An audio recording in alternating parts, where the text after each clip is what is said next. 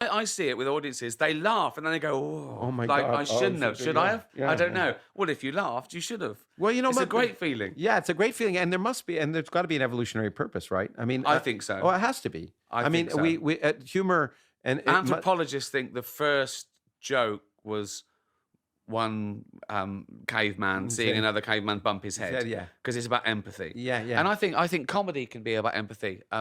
Because I think comedy is often laughing at the wrong thing because you know what the right thing is. Okay, that's interesting. And so you feel, good, I get that. Yeah, I get that. Yeah. And it is undermining societal norms. Yeah. That's what's funny. That's what's funny. That's what the surprise is. That's what the misdirection is. Yeah. That's what we find funny. Something that shouldn't have happened or doesn't usually happen.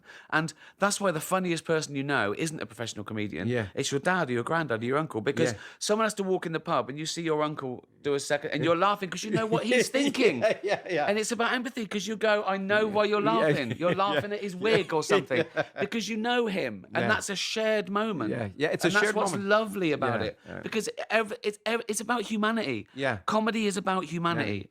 Because if it's not about humanity, it's not funny. Is that why you called this special humanity, by the way? No, maybe it was just a plug. Yeah. But it is. Yeah. It has to be. We see everything through our eyes. Yeah. You know, we personify things. And it was actually, for me, by the way, it was my uncle. I mean, well, my uncle, he just passed away, and I just spoke at his funeral a week ago. But he was the first person I saw that was funny, and I thought, wow. I mean, and it was so effective. I thought I want to grow up and be like that. I mean, of course, you want people they're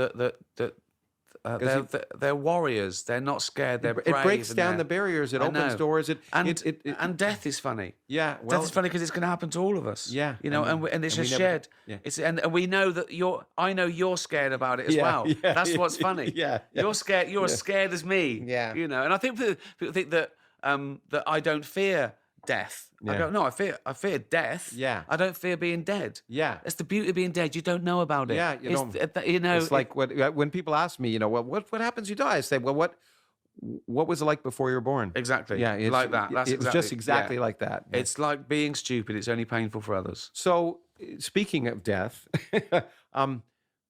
Afterlife, which, you know, I already wrote you personally. Just the most brilliant thing. I've seen on TV. I haven't seen this week's Game of Thrones, so I shouldn't say. But no, it's just unbelievably great. It's just in every way. And I will say this too publicly. I thought whoever wrote that has got to be a really nice guy. I mean, no, really, it's just so much.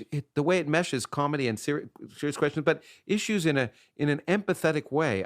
Is brilliant. It's about humanity again. It's about humanity, but you use death, and there's some atheism in there, and so it's sort of a play on the title, because I think it was important that the character didn't think that his wife was up in heaven looking down. Yeah. He didn't have that comfort. Yeah.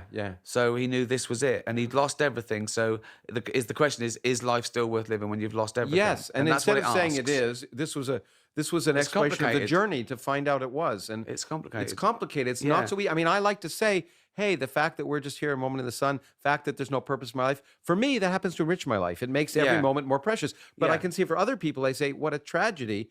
And it's nice to take people through that. Yeah, well, I think that as well. I think that, you say, we didn't exist for 13.5 billion years. Yeah. Then we have this 400 trillion to one shot with that sperm hitting that egg and us being us for 80, 90 years, if we're lucky, to experience everything just for the hell of it.